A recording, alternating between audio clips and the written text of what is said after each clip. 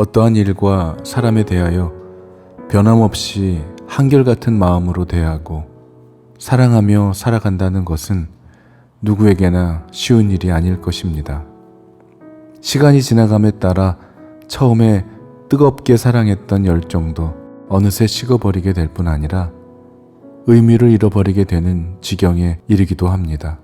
처음 하나님을 만나 뜨거운 열정으로 예수님을 섬기며 살다가도 어느새 시간이 흐르고 나면 반복되는 삶 속에서 기쁨도 사라져버리고 매너리즘에 빠져 처음 사랑했던 그 마음도 뜨거웠던 그 열정도 식어버리게 될 때가 있습니다. 그리고 다시 그 첫사랑을 회복하고 싶어하는 마음이 생깁니다.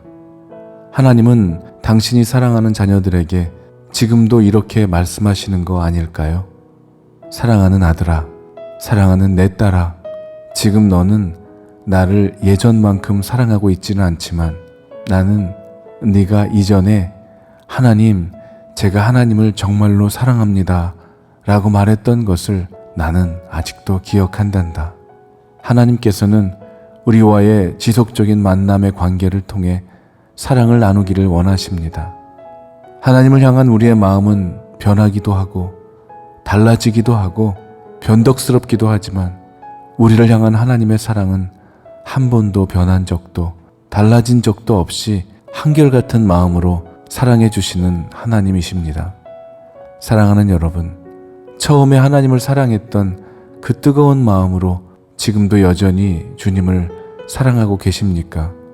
주님을 향한 갈망과 헌신의 삶을 예전처럼 계속해서 하고 계십니까? 아니면 내가 받아야 할 기쁨과 만족만을 기대하며 얼마만큼만 봉사하며 드려야 하는지 저울질하고 있는지요? 만일 지금 내가 주님을 과거와는 다르게 대하고 있다면 그것은 주님 앞에 부끄러운 일일 수 있지만 또한 기대할 일이기도 합니다. 왜냐하면 그것이 결국 나의 심령을 가난하게 만들어 다시금 하나님을 사모하고 주님을 간절히 찾고 갈망하는 삶으로 살아가게 될 것이기 때문입니다. 고린도후서 6장의 말씀을 묵상하며 바울이 예수님을 인격적으로 만나고 난 후 그가 사도로 인정을 받지도 못하면서도 복음을 위해 당하는 핍박과 고난 속에서도 어떻게 한결같은 마음으로, 아니 이전보다 더욱더 뜨거운 마음으로 복음을 전할 수 있었는지에 대한 바울의 심정이 그대로 나타나 있음을 보게 됩니다. 바울은 환난과 궁핍 가운데에서도 오히려 주를 향한 사랑이 더욱 든든해져 갔습니다. 그리고 곳곳에 그를 박해하는 사람들로 인해 고난을 당하고 매맞는 일들도 당하고 옥에 갇히기까지 했지만, 그리고 때로는 고된 일과 잠을 자지 못함과 먹지 못함 속에서도 날로 주를 향한 열정은 오히려 커져만 갑니다.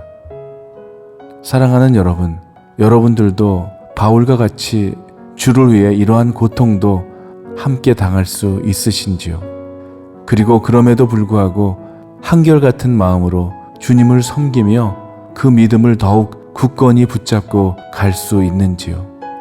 바울은 복음을 알고 복음으로 사는 자가 어떤 자들인지에 대해 확실하고 분명하게 표현하고 있습니다. 우리는 속이는 자 같으나 참되고 무명한 자 같으나 유명한 자이며 죽는 자 같으나 살아있고 징계를 받는 자 같으나 죽임을 당하지 아니하고 근심하는 자 같으나 항상 기뻐하고 가난한 자 같으나 많은 사람을 부요하게 하고 아무것도 없는 자 같으나 모든 것을 가진 자로다 라고 하며 복음의 능력과 복음으로 살아가는 자가 가지고 있는 확신에 대해 말해주고 있는 것입니다. 영적인 삶을 살아가는 데 있어 가장 어려운 것은 하나님께 집중하며 살아가는 것입니다. 그런데 이것을 어렵게 만드는 것은 고난당하고 핍박당할 때가 아닙니다. 고난당할 때는 오히려 주님께만 더욱 의지하며 집중할 수 있습니다. 그러나 편안함에 안주하며 살아갈 때 주님을 놓쳐버릴 수 있습니다. 어려움의 시간은 언제나 우리로 하여금 하나님께 집중하고 하나님만 바라보게 하는 반면, 편안함에 머무르는 삶은 주님이 아닌 다른 것을 바라보게 하기 때문입니다. 예수님의 가르침은 세상의 다른 모든 것들에 대한 관심을 내려놓고 오직 마음과 뜻과 생명을 다해 오직 주님께만 집중하라는 가르침입니다. 편안함이 나쁜 것은 아닙니다. 그러나 거기에 안주하여 주님을 바라보지 못하고 다른 것을 바라보고 있게 된다면 문제가 되는 것입니다. 고난 중이십니까? 하나님을 바라보시길 바랍니다. 좌절하지 마시고 하나님만을 바라보시기 바랍니다. 오직 주님만 앙망하며 살아가시기 바랍니다.